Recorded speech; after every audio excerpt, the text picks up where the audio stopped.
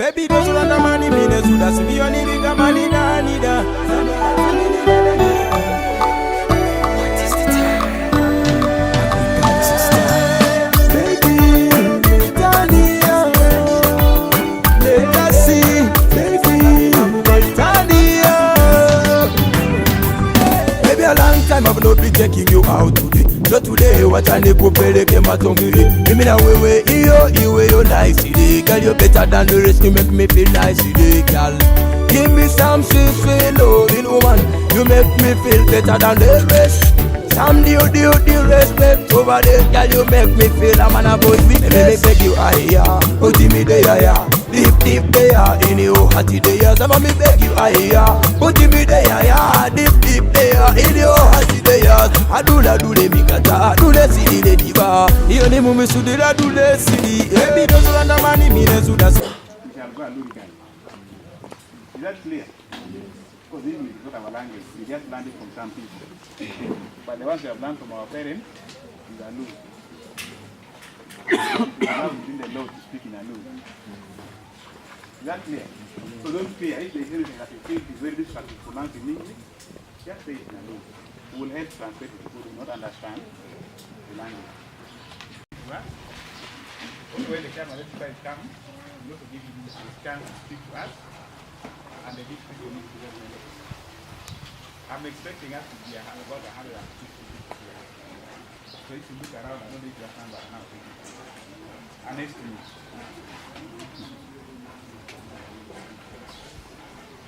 I can tell you, I guess there was somebody here, and even here, and even on that one. But the good thing is that we are not more than half. So that's you understand. That's clear. I know this place is convenient to some people, but why are you sitting under the tree? We looked around in the whole of this Nebbi town. There is no place that will accommodate all of us. Campus has been like this. Is there any how we can take all of us? If all of us were to come, I think that would only be like a couple. It's not easy. But also sitting under a tree. The atmosphere is very good, no? It's also among us here. You are also most welcome, ladies and gentlemen. I observe all the protocol. For some of you may not know me. I'm Oyungo Jimmy Perry. I'm the Secretary for Finance, Planning, Administration, and Investment in the biggest local government. And I'm here representing the Chairman SC5. The letter was addressed to Chairman SC5. But due to other future duty, I just want to Totonela for other future duty. So he said that you'll come and represent him. I personally, when we are meeting the youth or interacting with the youth, I really feel the concern. Because I know that you are the pillar in our country. You are the pillar of Nebbi district at large. And Zombo, without you, we can't really have the government. But with you, really the government can be there. That's why I'm saying that when you're interacting with youth, I really feel so much interested. With the overview she has come up with, she talked about a lot of things that you were supposed to do. And that also reminded me that even in the district, we are not doing some. That's why Cow was like trying to commit himself. It was really a partner issues that should be really considered. I'd like to have the following to put before you. In the district Nebbi, we have what we call the Youth Council. With their different setup. We also have the youth councillors that represent youth issues in the district council where I also sit. That's why I was trying to recognize the presence of your youth councillor May. Unfortunately, the female one, we lost her, Akesa Maureen. I really believe that we all know her. when we lost her, it has really given us a gap. Because she represented youth councillor female into the district council. That really to tackle issues concerning the female youth into the district. We lost her, but that one is just God's plan. We can't say no for that. But then when we lost her, we really put the issue to the electoral commissions. I think Carol wrote, because the law says that when a councillor dies, there must be elections. We push it, but up to now we have not yet got the feedback. They're ever saying that they don't have money for the elections. That's why when she was representing, trying to tackle issues on the electoral commissions, I really perceive it well and welcome it. That we have to push it. You know, in the district council, when a gap is meeting, actually when a gap is missing, the voice that represents that gap is actually that gap which is missing there becomes really a very wide thing. So we shall together try to push it. We also, I really also beg the civil society, the NGOs, to help us, because NGOs, they are the eye opener of the government. Where there's a loopholes, they have to come in. I really try to people put this thing before and then. Let us together push it so that we demand the electoral commissions to come and do it, so that we have a well-represented council from all the categories. 2, we should have to know the roles of the youth council. What does the youth council do? This is really very much important. What are the works of the youth council? I also concurred with that plan that this youth council, when they are being elected, there are some few individuals that are picked from sub-counties to come and carry on with the voting. But if this thing is extended, it is decentralized. Actually, when it is decentralized up to the villages, whereby all the voice, the choice of all the youth are placed together, these things will be really okay. So, youth council, they have to also to work onto their role, because I believe that government has put them there for a purpose. There is a reason as to why they are there, to help the government in one way or the other. They have to also to wake up and also work on their roles as expected. Therefore, things will somehow move. We have the youth councillors. Youth councillors, their issues is, actually their major role is to advocate, lobby, and demand the budgets that is within the district here, that goes to the youth, which I really believe that they were doing it and they're still doing it. When we are for the council meeting, the way Timber used to shout, he always shout, why he's demanding the funding, he's demanding the support for the youth. When they really know their roles very, very well, I really believe that somehow we may somehow meet our target. 2, Kawas answered that, because the gap that has the gap which was there in the district, because ideally we don't have the youth secretariat here in the district. But I'm so much happy that Kawas committed himself. I have to follow that. I'm going to follow that as a leader. The youth chairperson for Nebbi district should also come in, has to follow that. The same organizations should also jointly follow that, so that we have the line in place.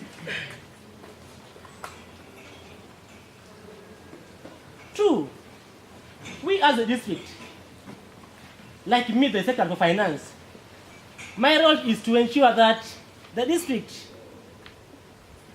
have money to facilitate to facilitate the council plan activities into the district. That's why my work is not to sit in the office. I am ever and ever in the sub-county, trying to mobilize. When we are making our plan, when we are planning for our budgets, we really include all the categories, including the youth.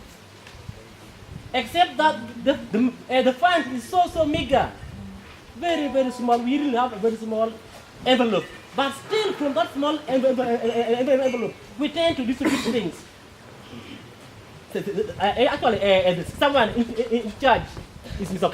Kirie, the CDO, the district, where all the youth, disability, the elders are all lies under his departments.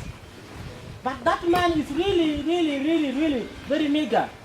I therefore call upon the youth council, because I do believe that you always go and you always go for the regional meeting, you go for national meeting.